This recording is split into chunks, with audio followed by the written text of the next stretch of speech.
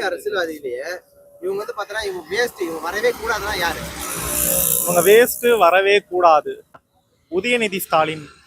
வேஸ்ட்ன்னு சொல்றத விட அவருக்கு என்ன தெரியும்ன்றதுக்காக இந்த பொசிஷன் அவருக்கு தூக்கி கொடுத்தாங்க அப்படின்றத நான் பாக்குறேன்.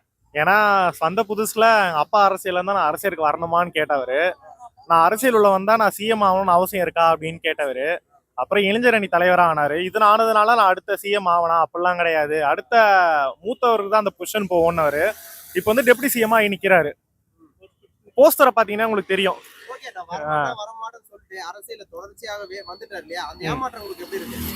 இந்த பொய் பேச்சுகள்லாம் இருக்கு இல்லையா? எப்படி பாக்குறீங்க? சோ வரதுக்கு முன்னாடியே எவ்வளவு பொய்னா வந்ததுக்கு அப்புறம் எவ்வளவு பொய்யோன்னு பயப்படுறேன், அவ்வளவுதான். சோ இதனாலேயே அவர் வரக்கூடாது அப்படின்ற மாதிரி. இப்ப வரவங்களுக்கு ஆசை இருந்தா அதை நீங்க முன்னாடியே சொல்லிருங்க, ஆமாப்பா நான் அடுத்து வரப்போறேன்.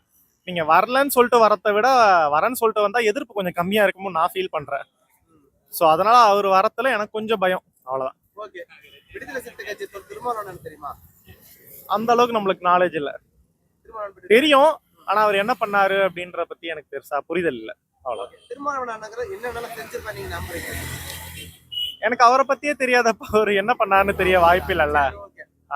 தமிழ் அரசியல்ல எத்தனை கட்சிகள் இருக்கு சொல்ல முடியுமா? உங்களுக்கு தெரிஞ்ச வரைக்கும்.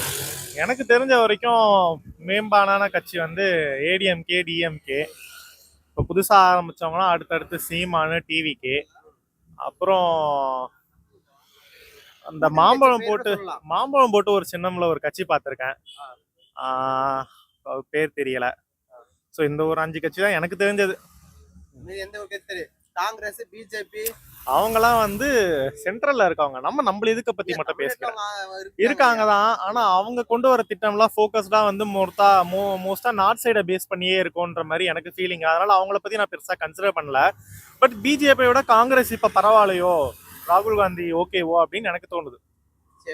ஸோ எல்லாரும் எதிர்பார்க்குற ஒரு நார்மல் பீப்புளா வந்து நானும் இந்த ரோடை பத்தி தான் பேசுறோம் அப்படின்னு ஆசைப்படுறேன். ஸோ ரோட் டேக்ஸ் அவ்வளோ கட்டுறோம், அவ்வளோ கொடுக்குறோம் டேக்ஸ். பட் ஆனால் அந்த ரோடு அதுக்கேற்ற மாதிரி இல்லையோன்னு தோணுது. இந்த அரசியல்வாதிங்க வர ரோடு முக்கால்வாசி பார்த்தீங்கன்னா இந்த பீச் ரோடு, ஈசிஆர் ரோடை மட்டும் ஒழுங்கா போட்டா அதை தவிர்த்து வேற ஒரு ரோடுமே சரியில்லையோ.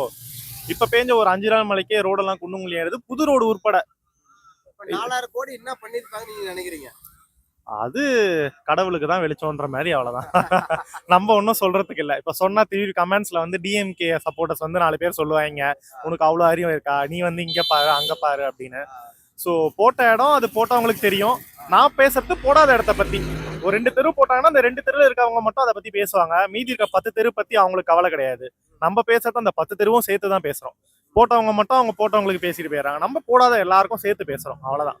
ஓகே, தமிழ் அரசியல்வாதியிலேயே பெஸ்ட்னா இவங்க தான்பா அப்படின்னா யாரு?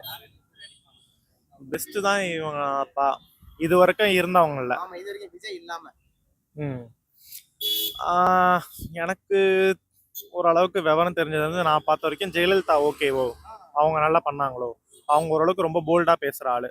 ஸோ அவங்க எனக்கு நல்லா, ஐ மீன் ஒரு நல்ல பொலிட்டீஷியனா எனக்கு தெரிஞ்சவங்க ஜெயலலிதா. ஓகே.